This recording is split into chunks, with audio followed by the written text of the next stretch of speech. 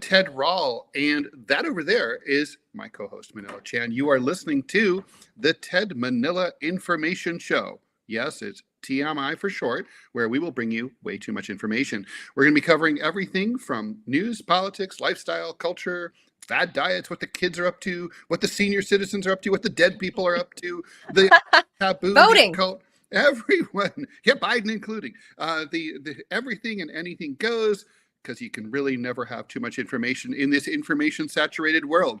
But if you are looking for a straight-laced, button-down news program, yeah, you're probably not going to want to be here. Just go somewhere else. CNN awaits.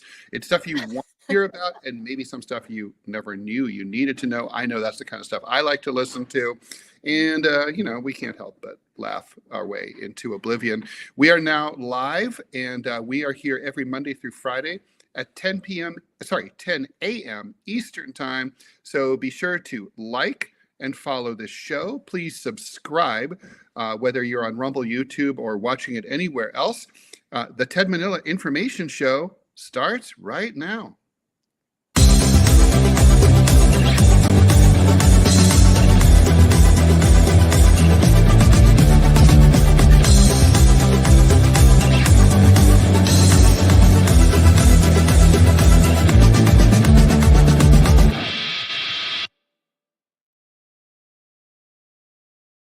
And introduce our guest and what we're talking about. Yeah, good morning, everybody. Okay, so we're flipping the show a little backwards than we would ordinarily do it, compared to the one show that we had so far. So I think the viewers who have followed Ted and I in our careers, I think you're familiar with this particular person.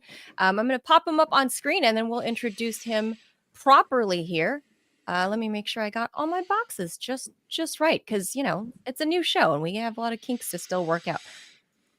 All right there, that's Professor Glenn Diesen at the University of Oslo. He's a professor of political science and history there. His newest book is out now. It is called The Ukraine War and the Eurasian World Order. Professor, thank you so much for joining us. Oh, my pleasure. Yeah, thanks for the invitation. So we're going to talk to you about something a little different than we would ordinarily pick your brain about. In this case, let's start with your personal experience very recently and very publicly with YouTube censorship of your channel. What happened? What did they tell you? And we know you're back now, but what was that process? No, it was it was quite interesting actually, because I'm actually writing a book on censorship and in the digital space. I've written previously. What if they censor it? Sorry? What if they censor it? Well, this was the interesting part, because I've written other books on related topics, and then with the rise of these digital platforms, and it ended up with them canceling my YouTube channel, which was quite surprising, because there was I had no warnings at all, but suddenly they just deleted the channel without any warnings. And the reason for such an abrupt reaction was what they called severe and repeated hate speech, which I thought was very strange, because usually the people I interview are people like Jeffrey Sachs or Jack Matlock, Chas Freeman. Yeah, I never heard anyone uttering any words of hate at all. So this was severe and repeated, was a surprise. And eventually I received another email saying after some complaints and possibly some external influence, I got another email saying, oh no, there's no hate at all.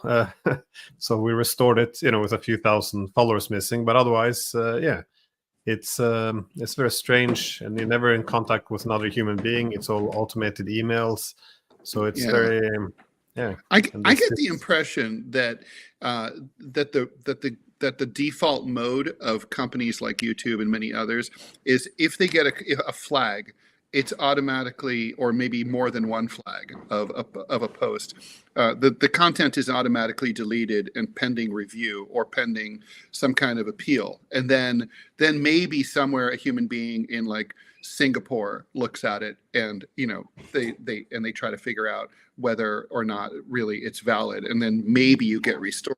It's not a really good system. I mean, we kind of think of due process, and there's just nothing even approximating it. You're guilty and innocent. Yeah.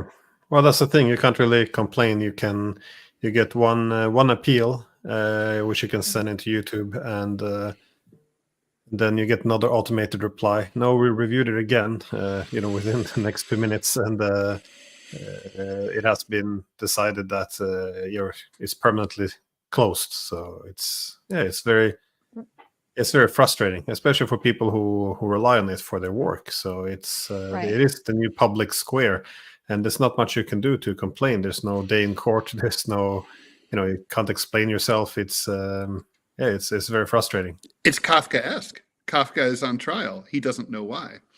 Yeah, no, well, this is literally what happened. So I really could not understand. Well, I had one suspicion. That is, I had the last guest I had on, or one of the last two at least, was Alexander Dugin, and I know he's has some books and all banned in the United States. I think it's mainly for his views on the Ukraine war, but again, our conversation was mostly about the challenges of modernity. So his views on why the pre-modern should not be left behind. So we never mentioned the war or Ukraine or anything like this in the entire talk. So, but it could be merely that his name popped up and then they delete the whole channel. So doesn't make it any better, to be honest.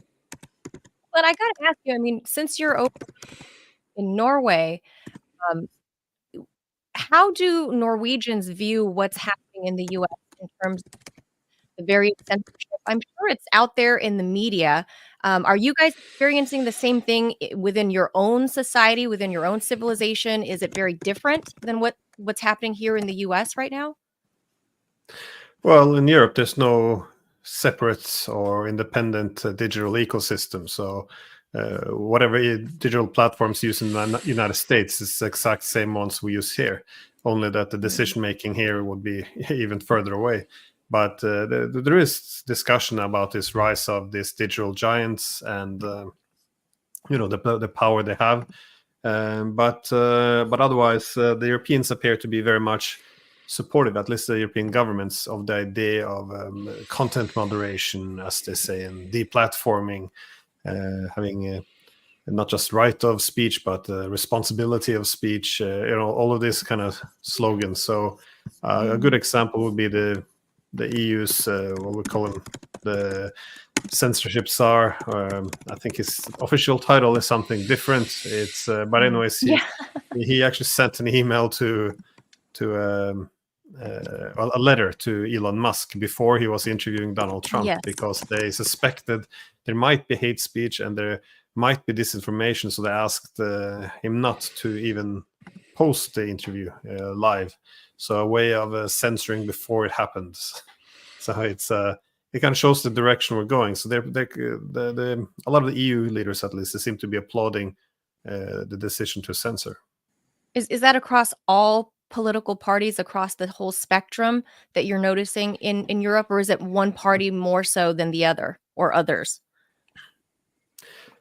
Well, it tends to be the incumbents, the people currently in power, but you have people on the left and the right usually who contest some of this. And as in all other areas, be it security, economy, or free speech, you see as the political center continues to ignore what the public wants, it creates a vacuum which is filled by people on the left and right. Not some of them are good, some of them are not great, but nonetheless, this is the general direction you're going, as people often feel that the political elites as well as the media begin to distance themselves a bit too far from the public.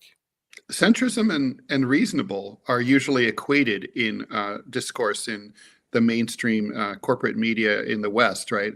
And that's kind of like what you see here, right? Like, same thing in the United States, of course, obviously. It's centrist Democrats, corporate Democrats, and centrist corporate Republicans who are in favor of controlling speech. And then, it's so funny because then the left and the right, which are portrayed as extreme, are actually, when it comes to free speech, far more reasonable. Yeah, we have this phenomenon now, which is the radical center, in which the people actually Yeah. in power now, but Militant moderates. they tend to push very extreme policy. If you look at the Germans, for example, it's they call the far left and the far right, which is everyone from Sarah Wagenknecht to AfD. They're the extreme on the left and right, but they're the ones pushing for peace. They're the one pushing for Right. supporting Lunatics. national industries and supporting free speech, while the radical center effectively they do the exact opposite. They don't want to talk about peace. They're criminalizing diplomacy. They're not following their national interests, see their industries collapsing, and of course being very gung-ho on censorship. So yeah, like Annalena Baerbock. I just want to add, right, there's of Germany. course a lot of reasons.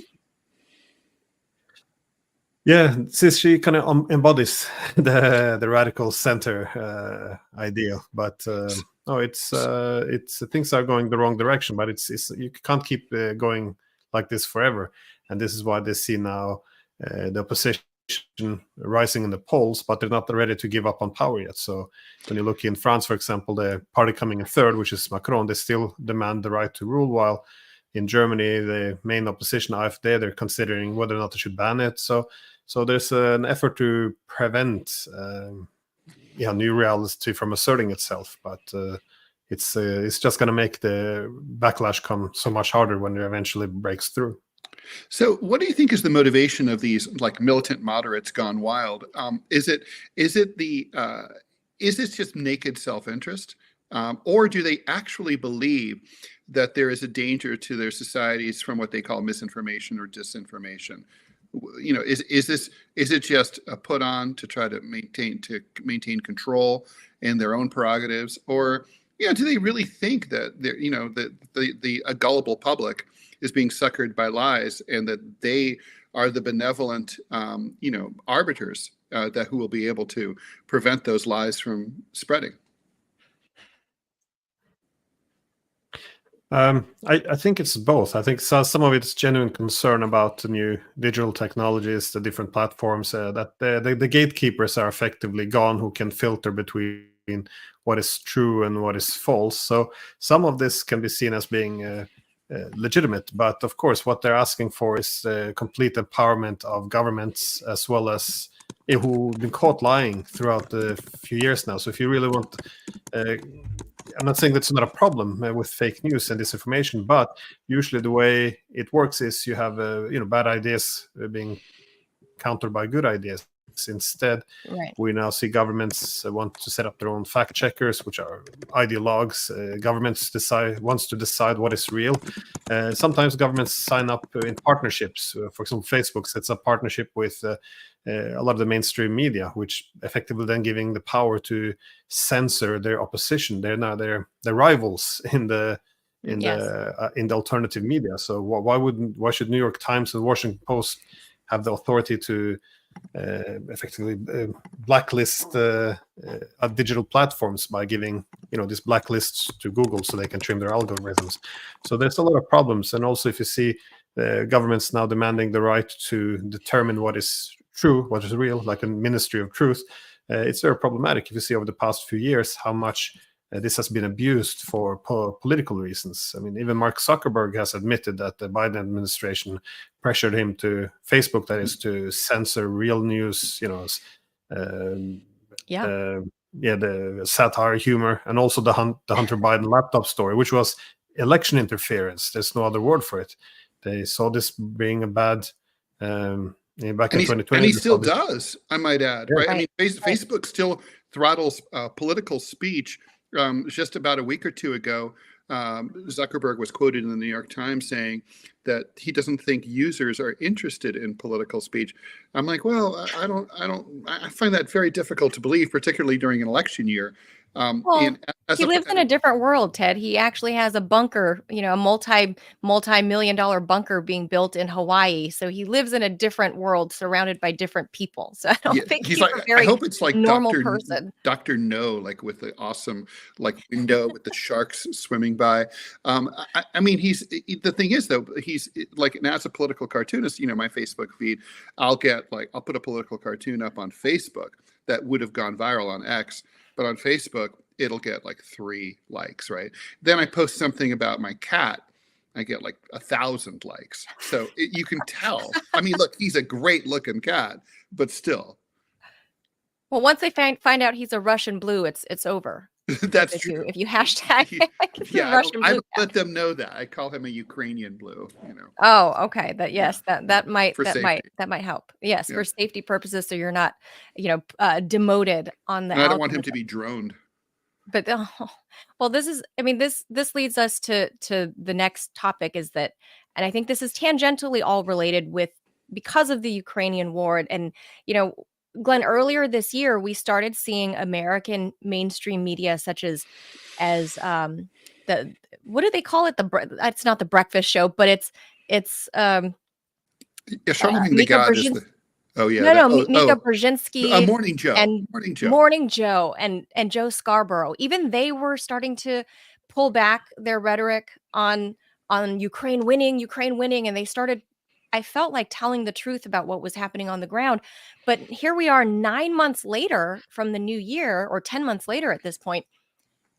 And again, we're seeing a new surge of this American mainstream media going back to their old rhetoric of saying Ukraine's going to come through at the end. And now we're starting to see, coincidentally, a lot of censorship and this latest round of sanctions by the Biden-Harris administration, specifically towards mine and Ted's old employers, right? We had the effective closure of RT Productions here again, as well as Sputnik this time.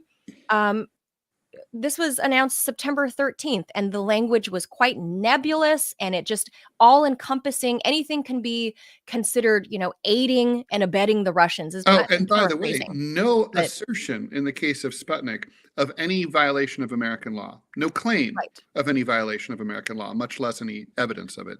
Literally, the U.S. government does not say that Sputnik did anything wrong.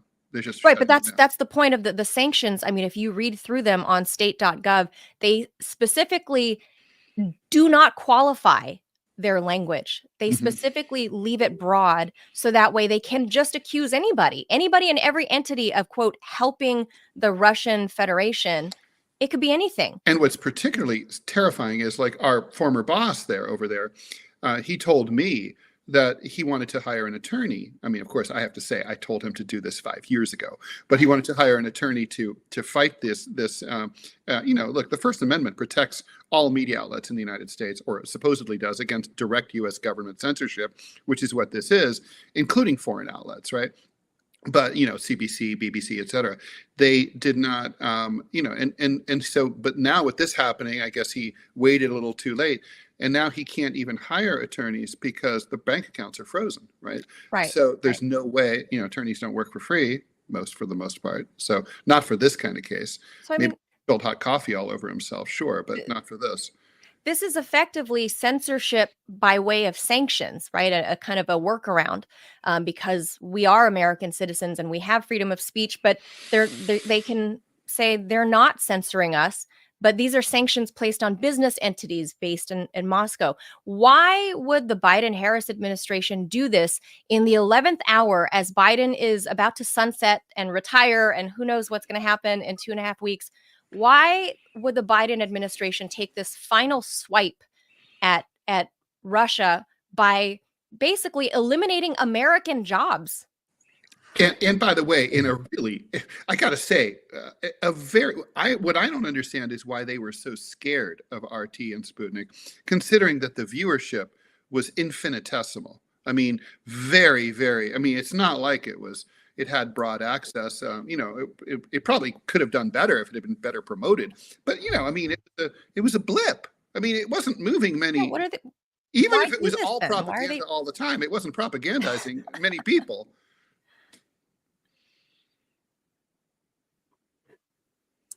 Oh well, I'm a bit surprised by how quickly everything was normalized as well. Only a few years ago, people thought in the U.S. freedom of speech was well, it was guaranteed, but it is the government can't censor, but corporations can, and so I think they can go around it by, as Zuckerberg, as I said before, admitted that the government tells them to censor, and they pressure to censor, and then the government pretends as if they're It's by still proxy. following the law. So.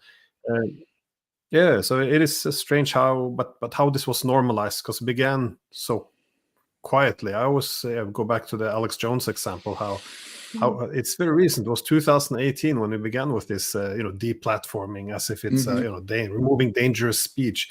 And look how normal it is now. People disappearing off the internet left and right, and it's just the way it is. No, it's I think a key reason behind this is.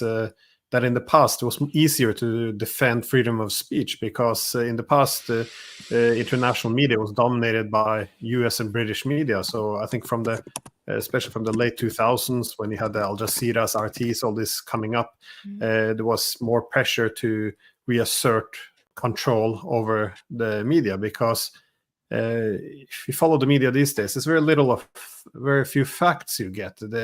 Instead they have narratives. It's all these big narratives, and when you don't follow the narrative, the consequences are quite radical. And I see it in this country too. If I, as an academic, let's say I point out that NATO escalations in Ukraine, then the Russians are doing horizontal escalations, so sending weapons to Iran or making a weapons deal with North Korea. Then they say, well, why are you legitimizing it by presenting it as a reaction? You're rationalizing it. You are, why are you taking the side of authoritarian governments against democracy? So you can't even make a statement about an objective reality. This is how the Russians see it, that we're escalating, and this is how they're responding. But you're not allowed to do it because it counters the main narrative, which is, we're there just to help, and we're not involved in this. And if they're helping the Iranians, it's because authoritarians are coming together to fight freedom. It becomes ridiculous after a while, and everything is about the fear of legitimizing the opponent, which means you can't actually discuss their main security concerns. Yeah, and Glenn, as we said, this is why would they even bother? I mean, Biden is obviously no longer the nominee. We're 2.5 weeks out. I Manila, honestly don't know. I have a theory, right? So after 9/11, Dick Cheney and buttonholed George W. Bush immediately, like within 24 hours of the attacks, and said we have to attack Iraq right away. But they didn't, right? They attacked Afghanistan first, and then they went into Iraq about a year and a half later. And at the time, I was obsessed with that. I went to Afghanistan, and my theory there was Afghanistan was a dry run. It was a country that they knew, the neocons knew that they could easily, dominate and take over, although obviously they lost in the long run. But they knew they could invade it easily. The country didn't have an air force. It was not going to be able to resist. It was basically had 14th century technology. I think this is like that. If you're going to start a regime of censorship of media organizations, you're going to start with a small one. TikTok is huge, and notice all the pushback to the congressional attempt to ban TikTok in the United States or force a sale to a U.S. entity, right? But TikTokers, there's millions of them. Many of them earn billions. TikTok, and a lot of people make money off of it, and they're really angry. They're pissed off. So that's creating pressure that the people who watch and enjoy, and the few of us who made a living off of RT and Sputnik can't do. We can't summon that degree of outrage. Russia's an easy target. It's sort of like how in the 1970s they started out by censoring porn, right? I mean, porn. You go with the soft target, the one that nobody cares about, the one that the mainstream media will say, well, they're not real journalists. You start with them, and then it's first. It's the Martin Niemöller quote. First, they came for the Russians, and I didn't say anything because I didn't care about the Russians, and I supported Ukraine. Next, they came for. That's my theory. I think it was easy. What do you think, Glenn? No, just like No, I think you're correct, and I think this is how censorship also works. You don't suddenly one day break one of the most sacred traditions. It has to go through. They began not even with Russia, but with Iran. The U.S. government began to seize some of the online domains of Iranian media, removing it. No one's going to support the Iranians. So then they go after the Russian media, even banning it as they've done now. And then they, of course, begin to force TikTok to be sold or banned. Then they're pressuring censorship on Al Jazeera and move along to Africa Stream censoring. So it's this gradual, and they also do this domestically against their own public. That is, you begin with someone like Alex Jones, because he was really the main one to be deplatformed. And a lot of people didn't like him. I mean, he had some very rude opinions. I always point to Sandy Hook as being the best one. Yes. So he's seen as a fringe character. Everyone sees him as controversial, and then so nobody wants to stand up for him because of how he uses free speech. So you pick him off. People think, yeah, of course, we see how he's the extreme on the outside. So everyone thinks this is the exception. This is where we draw the line, and they don't see that this is the precedent, because if we can knock him out, then why not this guy as well? And then suddenly you expand it more and more to the point now where the government's effectively doing it very much in the open. And it's, so I think the incrementalism is definitely the way censorship goes. Well, I mean, Julian Assange is a prime example, right? I mean, for the last 15 years or so that he's been in hot water. I mean, thankfully he's free now. But again, hardly anybody really spoke out for pushing for his freedom, right? And doing what he did was truly, exemplary journalism. And he was demonized. And I would say that was the canary in the coal mine.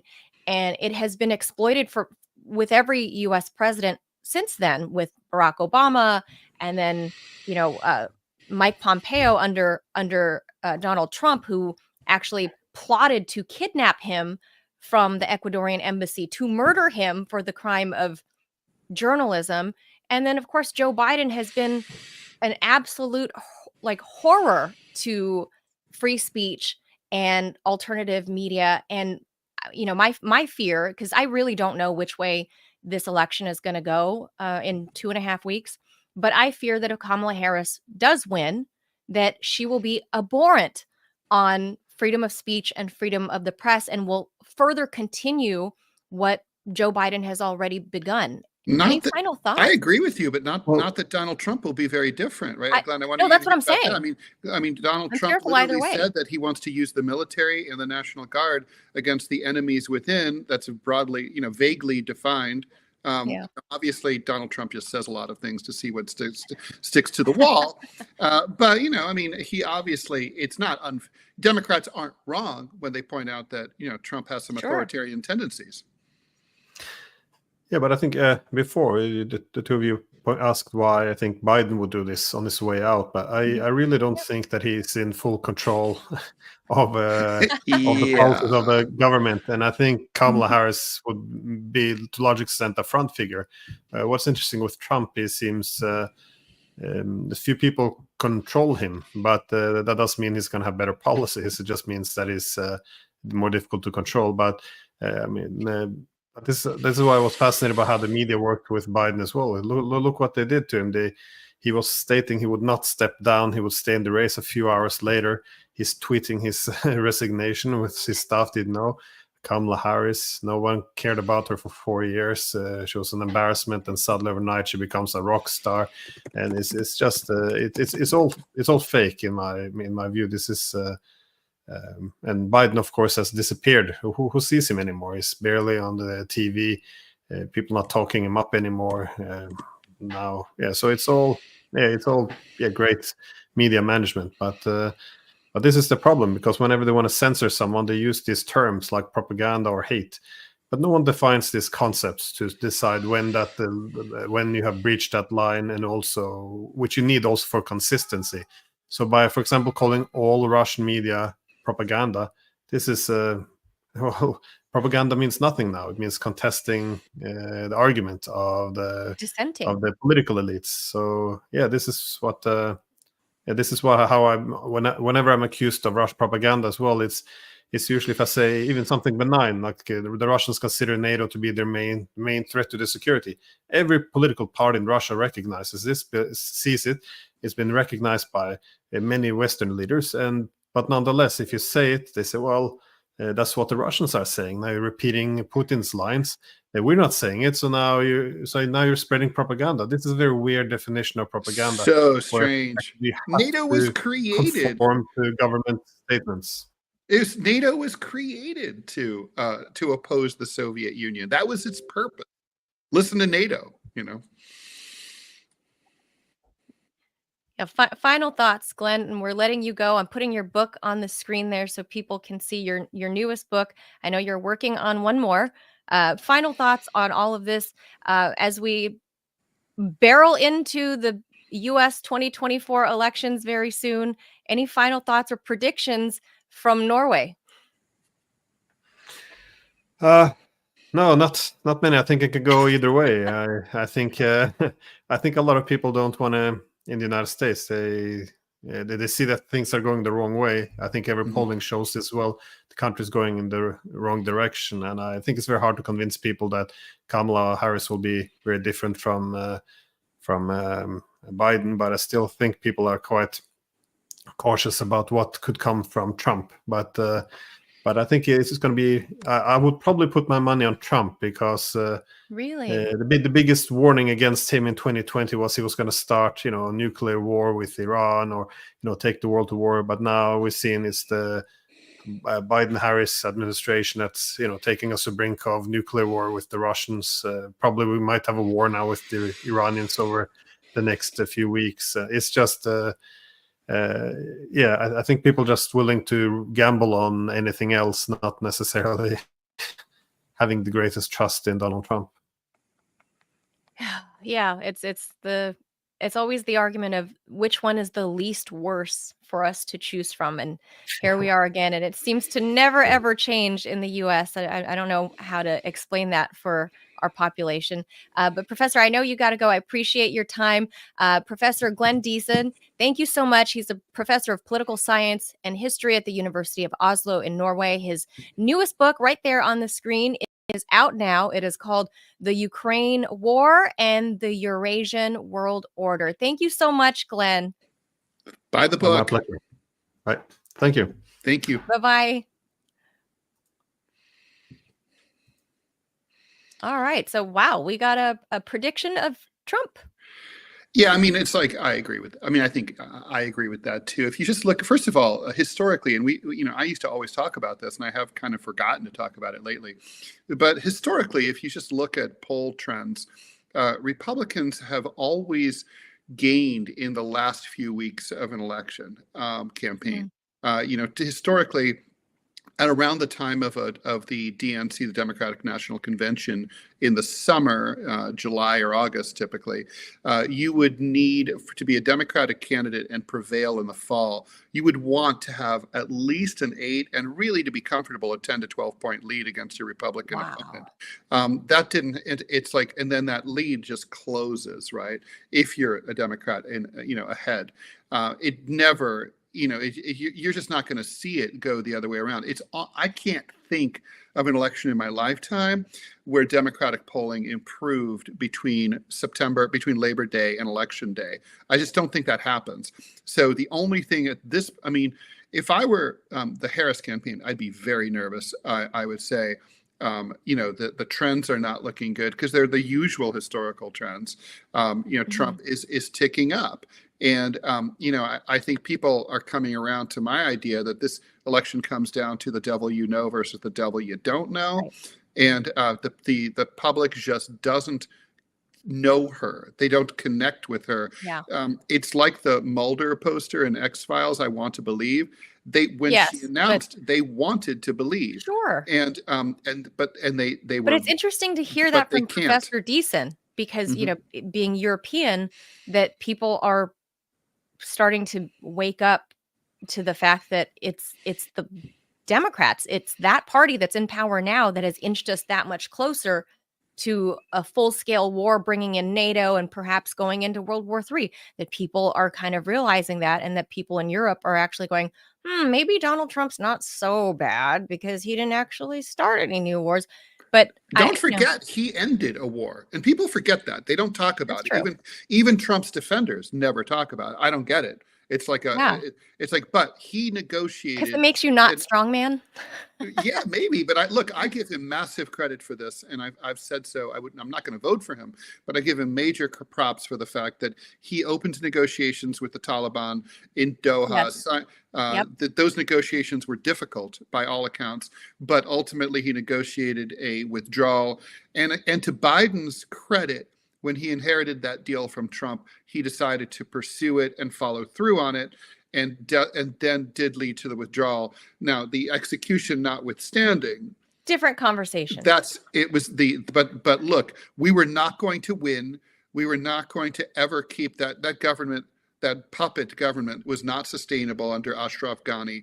We needed to leave. We should have maintained a presence there. We should have kept our embassy there. We should have maintained diplomatic relations with the Taliban. We should have given them their money back and then some. We owe them. We broke Afghanistan. We should put it back together. That's probably something we should talk about at some other point. But the point is, Trump did end the Afghan war, and that's huge. It was America's longest war. 20 They should have years. campaigned. I know. I don't know why they're not campaigning on it. But anyway, we're going to take a quick break.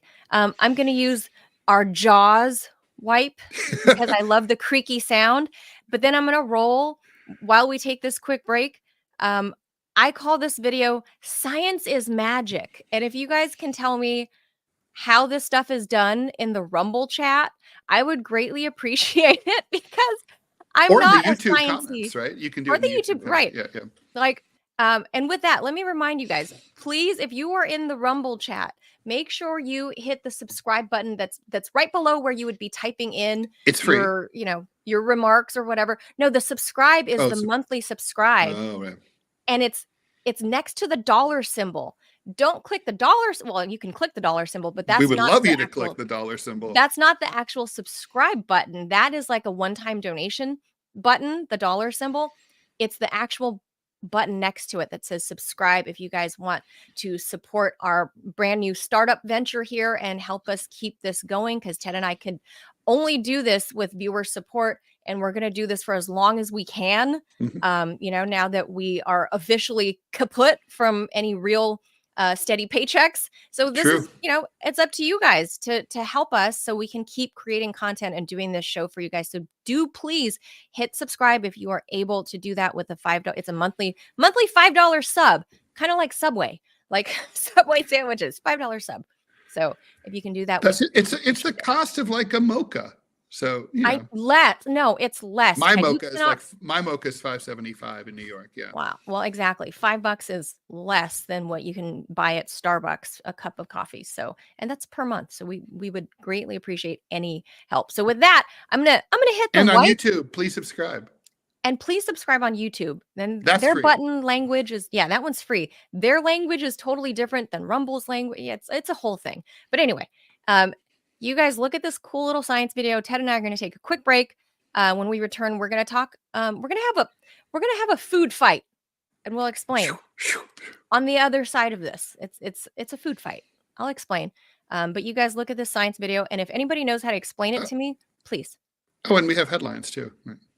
Oh yeah, and headlines. Headlines first. Yeah, we did it. We did it backwards. Yeah. Yeah. Okay, we're gonna take a break and drink water and stuff. All right. Do the whoosh. Here comes the whoosh. We gotta do the whoosh.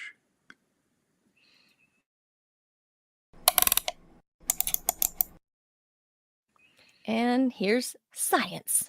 Not magic. This is a real science experiment. Draw a circle with garlic on the bottom of the pan. The eggs will be round. Touch the garlic with your hand. You can easily lift the spring. This is the disulfide bond. You put a ruler in the dark and flick it. It moves up and down quickly. If you put it in the bright light and fluctuate it, it becomes a wavy motion. That's the magic jelly effect. A ruler can be easily knocked down. Putting a piece of paper on top of a ruler can't be knocked down. That's the power of atmospheric pressure. water. This hole won't fit through a disc. When you fold it up, it'll go right through. It's a visual illusion. Roll the paper into a cylinder and put it over the mouth of the glass. Ignite the top. You'll see the smoke coming down, like a white waterfall. Cut the lemon in half. Dip a cotton swab in the lemon juice. Write a secret on a piece of white paper, and when it's heated, it slowly appears. This is the secret of the wordless book. Take out the frozen grapes. Put them in ice water. The water condenses around the grapes. You have the power to turn water into ice. Tear off the rubbing paper from a matchbook. It burns and leaves a brown grease stain. Apply it to your fingers. Friction produces white smoke. This is the secret of the magician's smoke. Insert 2 pencils into a glass of salt water. Put in a battery. You will see hydrogen and oxygen gases decomposing. Put 2 bottle caps on a round magnet. Put another plastic plate. Spin the gyroscope. Remove the base plate. The gyroscope hangs in the air. This is magnetic levitation. Add baking soda to the cup, and a glass of white vinegar creates a mysterious gas, and this invisible gas can extinguish a burning candle. That's how fire extinguishers work.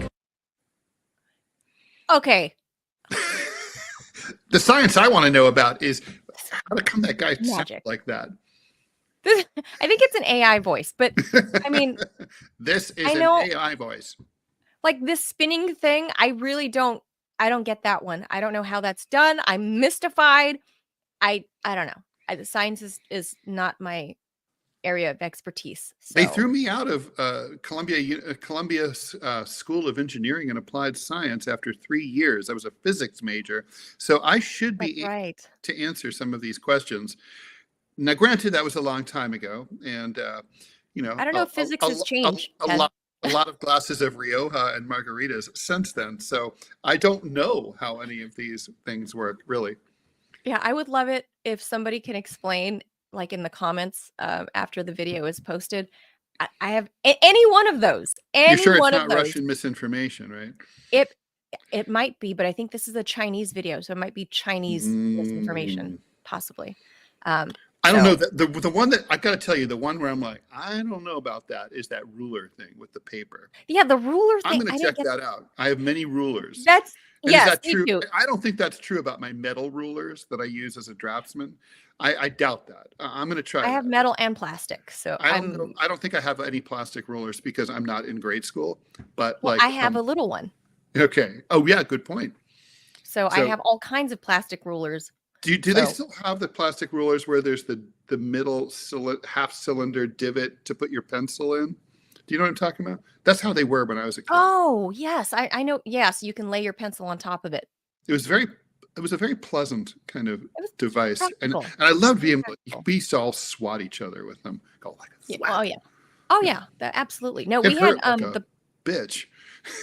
we used to we used to have the wooden ones in school that had the little metal edge. Oh, on I one still side. I still have one of those. Those are great for drawing because the metal. But we edge used to is a use them as little weapons. higher. So if you have like a draftsman pen, it like rubs along instead of going. You know how the ink can smear and go under the ruler. Yeah. So for graphic artists, that's an essential tool. Where I'm from, we used them as weapons against each other. Oh yeah. So They hurt. Yeah. Yeah. My mom who was Should say. French, she told me that like in her French elementary school, if she didn't know her verb conjugations or her multiplication tables, the teacher would come around and hold out her hold out her hands and go whap across her knuckles. Yep. My mom went to a French Catholic school, and that's what the nuns used to do, is hit the girls with those rulers. Ooh, what a beautiful culture it was.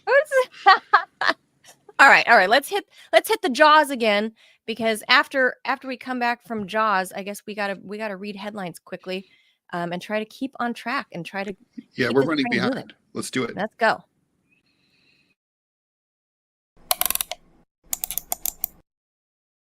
It's almost like we're faking people out. All right. So since we did the show backwards today to accommodate getting our guest Glenn Diesen on, let's do the headlines, at least some of the biggest stories that we thought today. First up, Hamas leader Yahya Sinwar, one of the masterminds, they say, of the October 7 attack on Israel was killed. It's confirmed now. I know, Ted, you announced it yesterday, and then they were like, they rescinded it, but now it's confirmed. He was Poor he was guy killed doesn't know if he's alive or dead. I He's like a know vampire. he was killed in an Israeli military operation in the Gaza Strip on Wednesday. They confirm now it is the most significant blow to the militant group since the start of the war. The Israeli military confirmed it on a tweet on Thursday that Sinwar had, quote, been eliminated. And they say God, justice has been, I hate that word. I know, justice has been delivered. Every single terrorist who harms Israelis will pay the price, says Israel's Ministry of Foreign Affairs. They need to look up the word justice, because that's not justice. That's an assassination. Justice takes place in a court of law. Yeah. I think about definitions. I think the Clintons rearranged how we understand words. Like, what is sex, Ted? Well, in Bill Clinton's case, it included rimming. We never talk about that, but if you read the Starr report, it was in there. We get to talk about that. We're no longer on FCC controlled air, but it's in there. He apparently took a look at Monica's Tookus and decided he needed to do a deep dive, and he did that little analingus action. So it includes he didn't. Well, he said that he didn't consider that sex. Right. So no, I mean, now the term that's courtesy. Justice, like if you meet someone at a business meeting, it's like, can I check out your butthole? All right, that's how do you define justice? So that's how the Israelis have defined justice. By the way, that's what they got those words from the U.S. The U.S. said that Osama bin Laden, after he had been assassinated by the U.S., had been delivered to justice. Like, no, he was supposed to be to a court. Right. And then they go on to say that Sinwar was a singular figure who shaped Hamas in his image, and he will not be easily replaced. According to experts, his death could have profound reverberations for the course of this war and the future of the group. And, quote, Sinwar had very unique attributes, said Gaith al-Omari, a former Palestinian Authority negotiator and a senior fellow at the Washington Institute for Near East Policy. He continues, he says, he was someone who had very strong standing in both the political and military wings of the organization. So there's that. Another cool thing, I would say, and in fact, there's video that maybe we might want to show.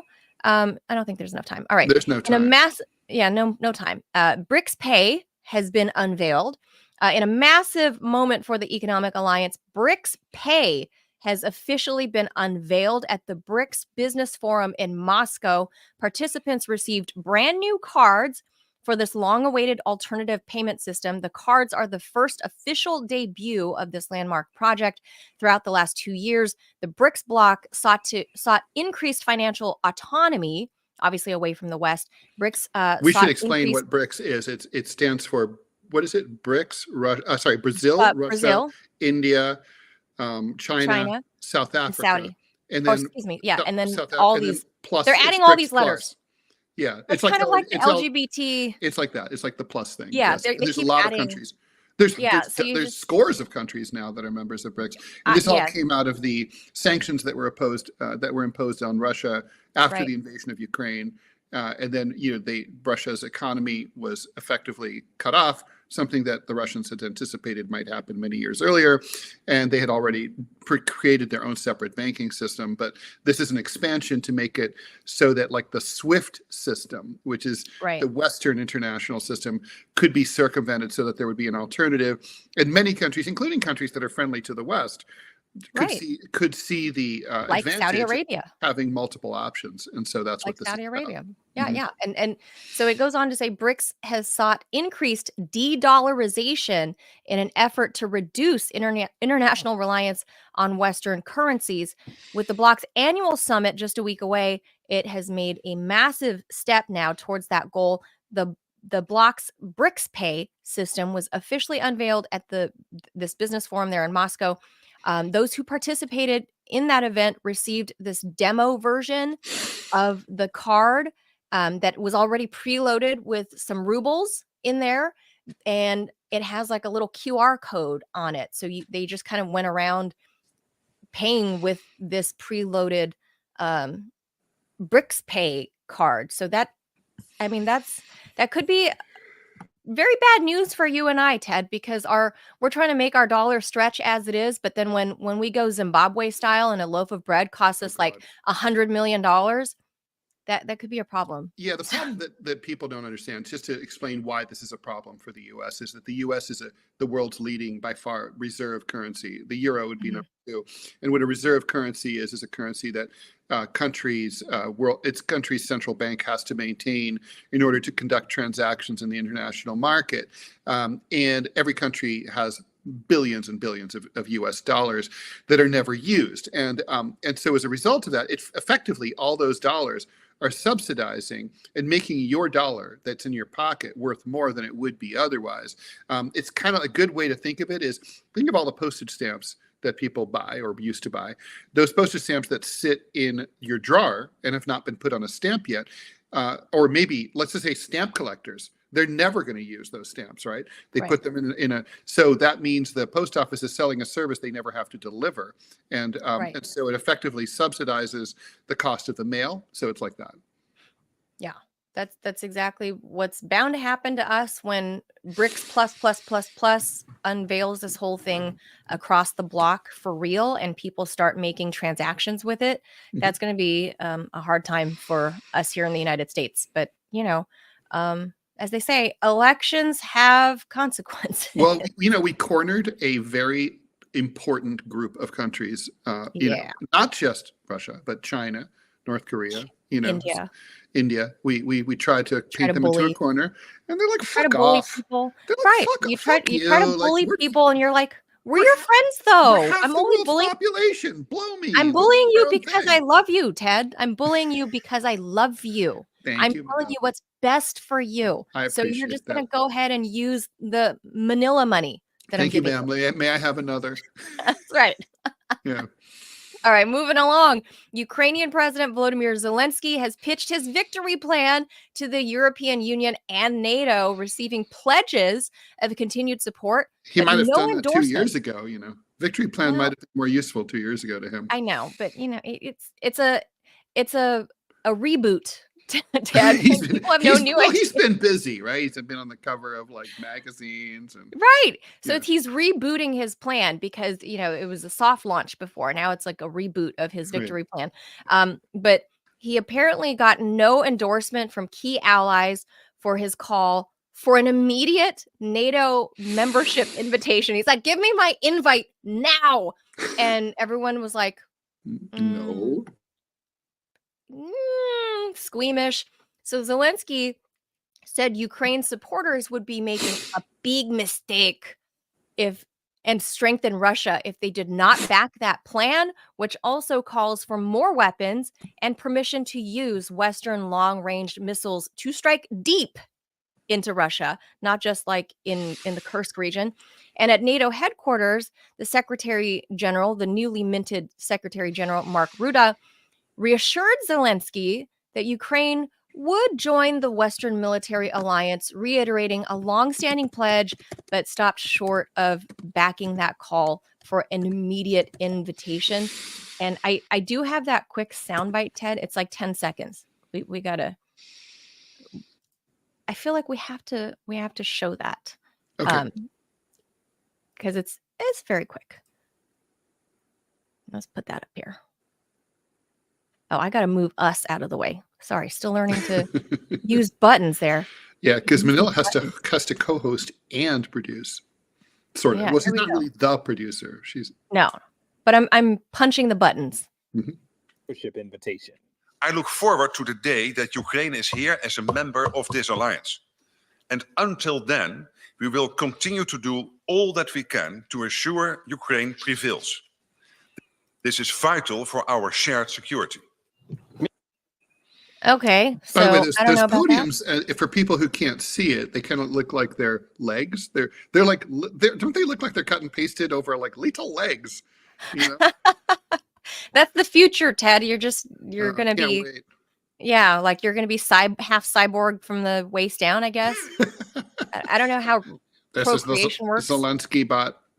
I think so. He's then- so short. He's so I know short. he's like my size. Like Yeah, he's truly, he's like a my pocket size. person.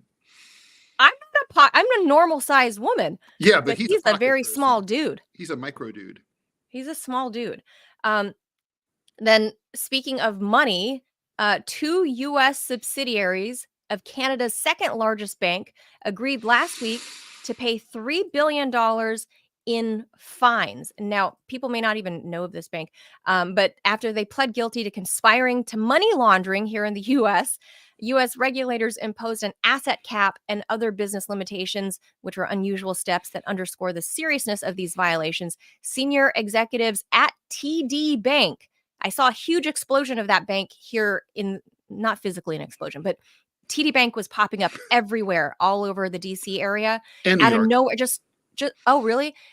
It just was TD every Bank corner. is a We had super TD Bank. interesting bank because it's the only bank, to my knowledge, where you can have an American citizen can have simultaneously U.S. and Canadian dollar denominated accounts and transfer them back and Weird. forth. It's very useful for people who go back and forth between the two countries, climate change, refugees, people who work near the border, and there are people who live in Maine and or they live in upstate New York and then they commute to Montreal or vice versa. People like that, yeah. No, TD. I mean, it's as a former banker, I found their model very interesting. Right. Oh, yeah, they've largely folded now, and now I understand why. Because the senior executives at TD joked about money laundering, and they got caught. This is how this all transpired. They all money launder, and failed to all maintain banks money controls launder. to prevent. Here's my favorite part, and I'm kind of I don't know. This is the part that fascinates me. Apparently, they failed to maintain controls to prevent criminals from using the bank during an aggressive expansion in the United States, according to a DOJ spokesman. The bank allowed one criminal based in Queens, New York, David Z, I think it's pronounced S-Z-E, S-Z-E, Z, to move more than $470 million US through TD over 3 years, depositing large amounts of cash into accounts opened by other people. Mr. Z bribed bank officials while laundering revenue from narcotics and other illicit activities. TD's dramatic failure in the United States highlights what experts see as long-standing weakness in Canada's regulatory regime regarding money laundering. And then whatever. I mean, come on. This is like, I'm sorry, you show me the bank, I'll show you the money launderer. I know. This is like it's like insider information on Wall Street. Oh, they got caught trading. How dare you? I mean, it's ridiculous. They all do it. I mean, that's what Wall Street runs on. I know. I was there, Ted, at the downtown LA office at Morgan Stanley. And at the time, they had just acquired Smith Barney. And that was also the time that they were bringing Facebook to IPO. I watched all of this happen. And I went, isn't this insider trading? But okay. Oh, by the way, I have to say that we should give a shout out to Well Dressed Nerd, who not only generously kicked in some money yesterday, but just donated another $10 today. So thanks, Well Dressed Nerd. Thank you, nerd. Thank you very much for that support. One last thing, talking about us going bankrupt, it's not just us, Ted. How about a final goodbye, Kmart shoppers? For Americans, you all know what we're talking about here. The last full-scale Kmart in the continental United States is set to close this Sunday in Bridgehampton, New York. That was my Kmart. Oh, marking until 4 years ago. Oh, marking the end of an era for the once iconic retailer known for its blue light specials. Who doesn't remember that? Every kid in America. Attention Kmart shoppers. There's a blue light special in the sex toy aisle. Flash discount announcements and celebrity partnerships. The chain struggled over the years to compete with Walmart, Target, and online retailers, obviously. Founded in 1899 as SS Krieg, The first Kmart brand. Kmart is a much better name. I don't know if I'd be shopping at SS Kreis. I wonder if they changed that due to anti-German sentiment during World War I or World War II. It must be. There It were was founded all in sorts of- in World 1899. War I, you know, there was so much anti-German hysteria. They were the Russians of their day. Right. That, like, for example, in Columbus, Ohio, where there was a Germantown, there were anti-German riots. And We have Germantown here in Virginia. Scoundrels, racist scumbags ran through the streets killing German people randomly. They even had a hunt for German shepherd dogs and were killing them because and dachshunds, because they were allegedly like Hun dogs, like Kraut dogs. Yeah, people are crazy. War makes people insane and even stupider than they normally. So yeah. Well, anyway, as we know, as it rebranded as officially Kmart, it opened in 1962. It was a pioneer in discount retailing. Its peak in the 1980s that's my era. Annual revenues exceeded $36 billion with more than 2,000 stores. By 1986, the store was the second largest retailer behind Sears.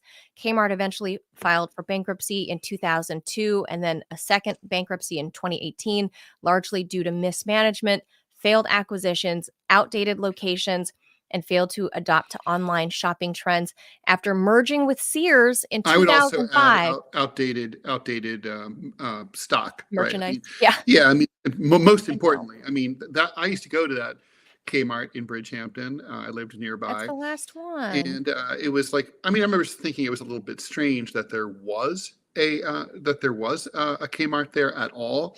But you know, you went in there, it was definitely like a voyage into time. There used to be a Kmart in Astor Place in the East Village of New York City as well. But it was always like, this is like, you guys need to go over to Target and take a look at what they're doing, you know? No, I don't like big box stores at all anymore. I only go there if I absolutely I hate them. I mean, for me, it's like the mall, like all the malls have died. For me, it's like, it's a practical thing. It's like, okay, so you're going to park really far away. It's a long fucking walk until you even get to the front door. Then it's another long fucking walk, walking around the store. And they have a lot of they have a lot of categories, but not a lot of entries in each category.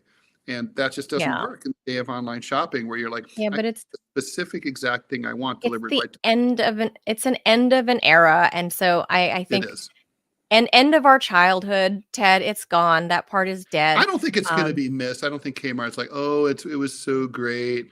You know, no, it's not that. It's just that it was great. so integral as every kid in America knew Kmart, you know, of a certain age. That's the whole thing. It's just anyone of a certain age, we all knew Kmart. And we're just at the end of it. So Kmart was kind of thought of. It was definitely kind of like lowbrow. It was like not. I know. In the burbs, it was like, oh, if you have to shop at Kmart. We did. Yeah. We had to shop at Kmart. So that is it for the headlines in our Upside Down show today. Cue the Jaws.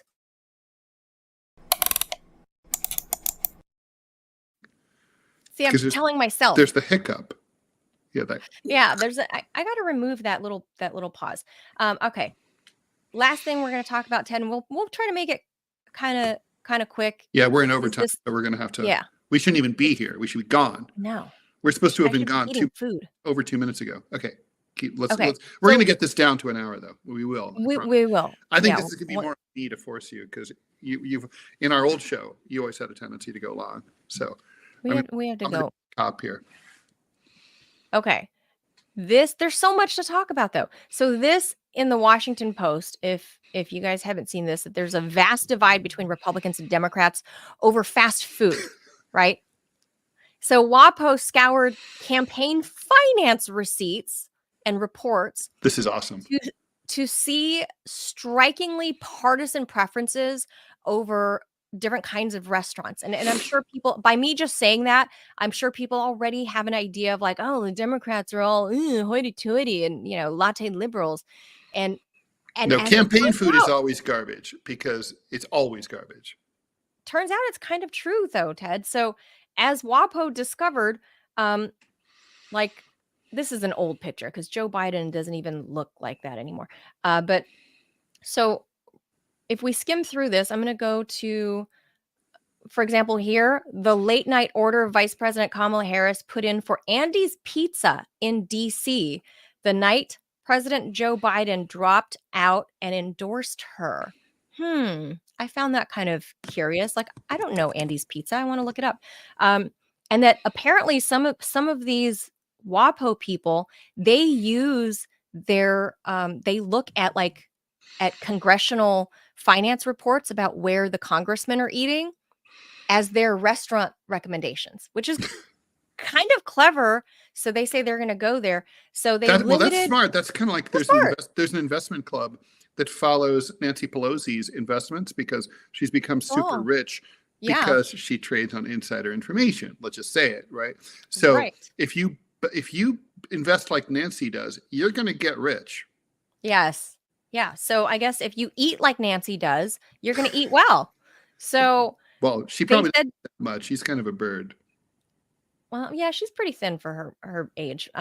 So they said we limited our analysis to places that racked up at least $5,000 in campaign spending, coming up with a list of roughly 500 popular restaurants and food purveyors involving more than 21,000 receipts worth a collective $13 million. And this is for this campaign season. Wow. So here's what it looks like from the major chains. So if in the red is GOP, in the blue is more Democrat spending money there. So the big money in food for the campaigns is Chick-fil-A and McDonald's for the GOP, while on the Democratic side, it's Le Pain Quotidien. Is that right, Ted? Quotidien. You do not pronounce the U. It's as if it's just quotidien. Quotidien. So Le Pain. Democrats have better taste, man. Although I guess people like Chick-fil-A is the gay bashing chicken place. But Chick-fil-A is delicious. I will take Chick-fil-A over Le Pain every day. But here's Starbucks and Panera Bread. If you hover over like Whole Foods, they go by at Whole Foods. It's showing Disney. I don't know what you eat at Disney, but I don't know. Corner Bakery. Weird. That's all Democrats. Ruth's Chris Steakhouse. I'm with the Republicans on Ruth's Chris. That's good. Mission Barbecue. I don't know. Hy-Vee Grocery. I don't know. Jersey Mike's. Oh, Walmart. That's Subs. Jimmy John's. Harris That's Teeter. BBQ. Man, the Republicans love BBQ. That's a thing. They like barbecue and meat. They like meat and potatoes. And yeah, that's what that tells me. And I think. And the Democrats are, well, frankly, healthier. They're eating like Panera and Le Pain is definitely healthier for sure. Yeah, for sure. And there's another like Whole Foods is another big one that they spent a lot of money on. Yeah, so I think there's for people who don't know, who don't have Whole Foods, there's often like a little deli section where you can sit down. Yeah. Yeah, like a hot bar and a cold bar, and you can also just grab it and go. I don't think it's that good, to be honest. No, it's not. It's not. It's overpriced, I would say. Like, it's insane. Yeah, whole paycheck. Tuna salad. Yeah, it's ridiculous. 25. No, thank you. But I feel like, Ted, this speaks to the cultural divide. The cultural divide that the normal hard work and salt of the earth, blue collar folks, the guys with the rough hands, they're buying at Walmart. They're eating at Chick-fil-A. Your plumber is eating at Chick-fil-A, not Le Pain, right? And I think that's. Am I reading this wrong? Am I being politically? I guess I don't know. I don't know if I call it racist, but what would you call that? Gastrist. Well, look, I think it's interesting about cultural signifiers, right? For a long time, until like Tesla was associated with liberal Democratic buyers. Then when it became known that Musk was, pivoting more toward the right, then his sales among liberals dropped, and then liberal sales among Trump supporters went up. So for sure, all of these kind of things make a difference. I don't know if people. Look, these are campaign workers. Okay, they're all elites, whether they're Democrats or Republicans, no question about it. So, but it's interesting that Republican, elites eat more like Republican voters, and Democratic elites Right. vote, eat more like Democratic voters. So, I mean, I guess. Look, we know Donald that Trump shocking. loves McDonald's. Yeah, Okay, that's for real. He does. like that's a legitimate. By the way, thing. that's super interesting, right? Because who was the last president famous for loving McDonald's? Bill Clinton, who was the Oh, most, I would right. say, the biggest, even more than Obama, was the biggest rock star Democratic politician that the party has had in Think so? decades. Yeah, I mean, even more than. Yeah, I mean, Obama was. I liked how Maureen Dowd at the Times called him Spock. He was not very relatable. Even people who liked him a lot. Yeah. But like Bill Clinton, he famously snuck out of the White House in his orange jogging shorts for a snack at Mickey D's. He missed it. He was like trapped my inside. God. And he was like, I gotta go. And then he was like famously filmed like at McDonald's. Like now I gotta say, gotta hand it to the Donald. When he goes to McDonald's, he buys burgers for everyone there, right? Like Yes. like the first responders. And he at serves East it. Palestine. Yeah, He and- serves it at Trump Force One. and he served it to the athletes, although I imagine that those athletes, I forget which ones they were, like I guess these were the guys who won the Super Bowl or something. I can't imagine that many athletes really eat like that. I mean, well, they shouldn't. Not Right. regularly, no, because they have like personal chefs and stuff to keep them in tip-top condition, obviously. Yeah. But the Trump campaign, it says here in the article that for Trump, the answer is frequently McDonald's. His campaign is responsible for virtually all of the roughly $36,000 in federal candidates spending at McDonald's, basically since January of 2023. So that's roughly 86% of the receipts that they looked over. Republicans like McDonald's, and then I mean, Chick-fil-A. look, I'm not going to lie. There's a McDonald's like across the street from my apartment. And have I been known to sneak over there for the Friday free like Bill fries, Clinton. the free extra fries on Friday special, which you can only get through the app, which by the way, I'm totally, I love doing the app where you can do sit down service at McDonald's. You just go take a table. What? You can just go sit down at a table and then order from your table and they bring you your food. And it's like being in a restaurant. That's got to be only in New York because I've not seen think? it here in the Oh my DC God, Metro. it's so good. No, I've It's not the seen same that. price. Yeah. So I really have but I gotta lost say, the taste for McDonald's. but I gotta say, so I do like BK and Wendy's as well, and they all have their place. Like McDonald's has like that total reliability. BK Yes, is same fresher. everywhere. It doesn't always taste exactly the same everywhere, but sometimes Yes. it's a bonus. It's like sometimes, like especially if you're like in Ohio or like Kentucky, it's gonna be so fucking good.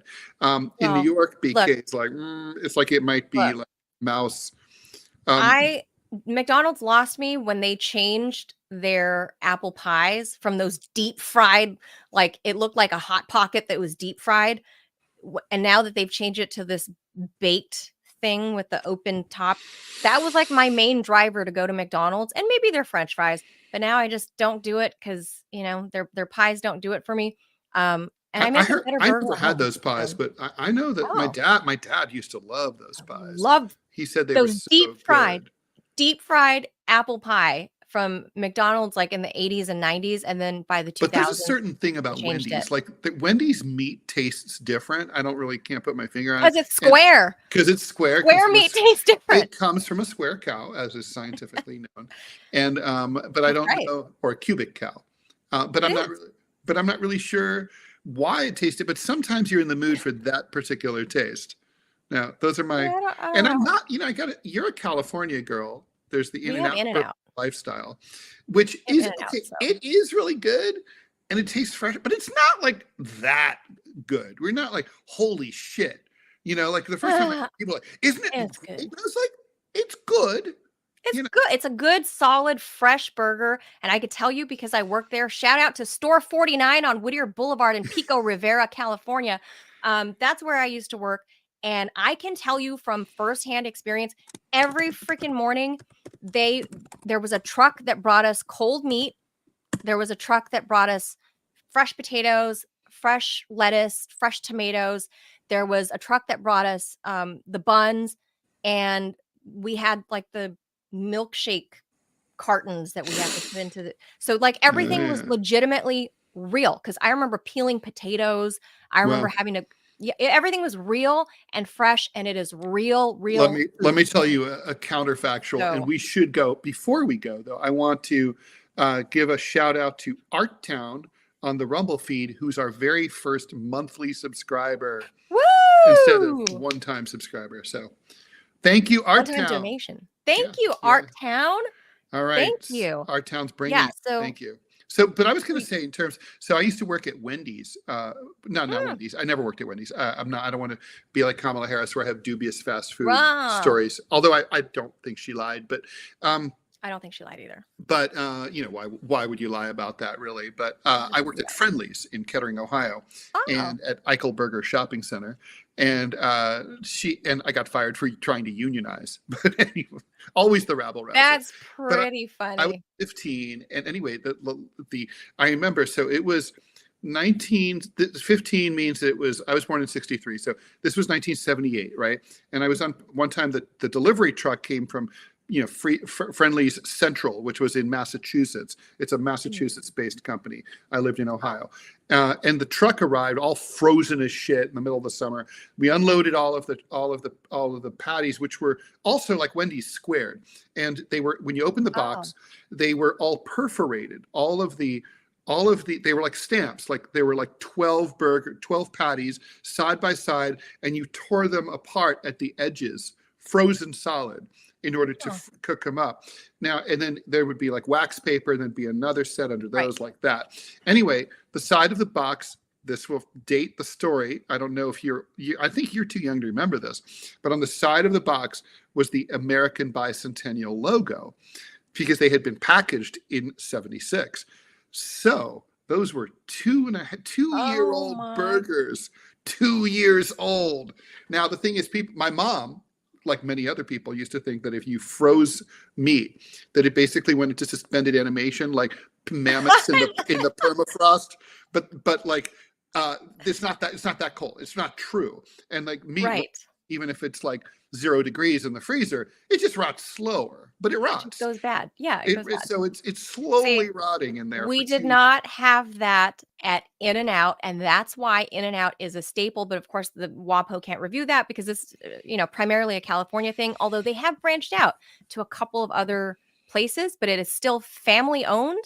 Let me tell you, and I think they were the first ones to, before the law was even enacted, or I don't know, they immediately moved to pay people $20 an hour at In-N-Out Burger in California. Whoa, good. Yeah. Well, pay people. I mean, minimum wage ought to be $60 an hour right now.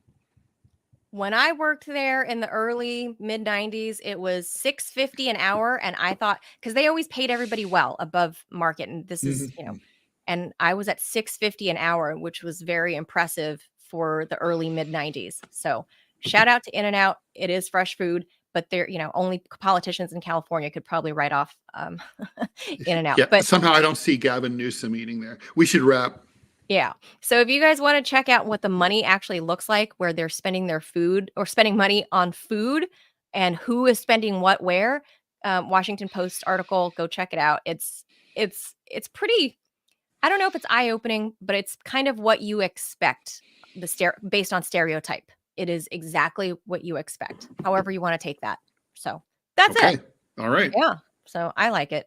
And Ted and I like food. So, anyway, guys, we're going to wrap that up. It's the starvation alternative. Yes. I'm speaking to you, Israelis. Let food into Gaza, assholes. That's right. Fuckers. Yeah. Well, we Right. should be talking to President Biden, because he's still president, I think. President-ish, or President Blinken, or President Sullivan, or whoever. We should maybe add an amendment to the Constitution, like for a position for a Biden-like figure who nominally holds the position but doesn't fulfill any of the functions or duties, like they shall be known as the President-ish of the United States. The President-ish. The President Emeritus. Yeah. For years there I you thought go. that was emeritus, like a disease. That sounds bad. All right, Yeah. we're gonna leave that right there, guys. Thank you so much for joining us. Thank you to our friend and moderator and producer Putinbot Gaming for support, moderating the chat, keeping the haters out of there. Because look, Ted and Thank I are you. all for people. You could throw shade in there, but if you're constantly going to spam and constantly just berate people, troll in the chat No, room, disagree like a that's out, motherfucker. dude. That's totally cool. Right. We're all I'm about it. fine with people disagreeing. I don't care. But if you're going to act like an obscene and annoying troll, Yeah. like you're getting booted. I don't care if you say, oh, Manila, you look fat today, or Manila, fine, once or twice. I get it. Fine, I look fat today, or you know, comb your hair, whatever. But if you're going to keep trolling, we got Putin bot right there. Yeah, he's on Boom. it. Yeah. Like super border patrol. Boom. Thank you. Go check out Putin Bot Gaming's channel to support that indie creator as well. Because, you know, we're all indie creators and need help. So we ask that you guys do hit the subscribe button, $5 per month in that Rumble chat at the very bottom. Hit the button, not Don't the dollar. forget YouTube. Don't forget YouTube. I'm not shading on You're- YouTube, but I know you I love your Rumble more. I'm a Rumbler, and I'm going to say hit that subscribe button in the Rumble chat, not the $, the button next to it that says subscribe. That's where you can do the $5 per month. And we are going to be, for people who might be wondering, we are working right now on doing the audio feed out to people who prefer to just, you know, that might not want to see my face. I don't blame them. You can just listen to the audio on, like, you know, Apple or whatnot. So that's going to be happening in the next week or two. So we'll keep you posted. Yes. Again, we kind of had to throw this show together. So thank you for bearing with us through any of these bumps and hiccups, and it'll get better. So thank you guys. We'll leave it right there. Putinbot Gaming, go check that out. Ted Rall, Manila Chan, out. We'll see you guys on Monday. Adios, amigos. Have a great weekend. Have a great weekend, everybody. Thank you for supporting us through this new venture. Adios. Bye, everyone.